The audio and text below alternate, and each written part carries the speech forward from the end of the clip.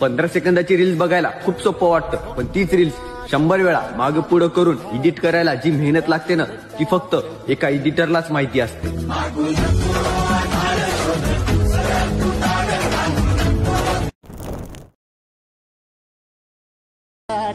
15 सेकंदाची रील्स बघायला खूप सोपं वाटतं, पण तीच रील्स 100 वेळा मागे पुढे करून एडिट करायला जी मेहनत लागते ना, ती फक्त एका एडिटरलाच माहिती असते.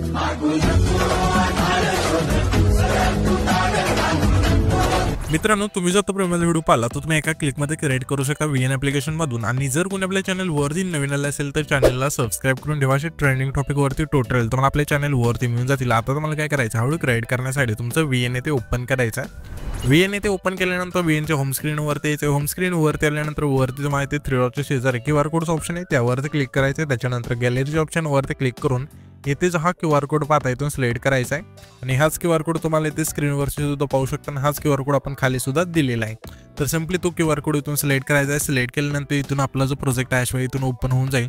हा जो प्रोजेक्ट इथे ओपन झाला आहे, सिम्पली तुम्हाला इथे डाउनलोडचं ऑप्शन असेल त्यावरती क्लिक करून हा जो प्रोजेक्ट आहे इथून डाउनलोड करून घ्यायचा. डाउनलोड झाल्यानंतर इथे तुम्हाला आता यूज टेम्पलेट्स ऑप्शन मिळून जाईल, त्यावरती क्लिक करायचं. त्याच्यानंतर इथं तुमचा जो फोटो असेल इथून सिलेक्ट करायचं. त्याच्यानंतर इथे तुम्हाला मेसेज येईल. मेसेज आल्यानंतर इथे तुम्हाला रिप्लायचं ऑप्शन आहे, त्यावरती क्लिक करायचं आहे. त्याच्यानंतर इथे तुम्हाला खाली नेक्स्टचं ऑप्शन मिळून जाईल, त्यावरती क्लिक करायचं. त्याच्यानंतर इथून आपला जो व्हिडिओ आहे इथून क्रिएट होऊन जाईल. इथे तुम्ही प्ले करून प्रीमियम सुद्धा पाहू शकता अशा प्रकारे.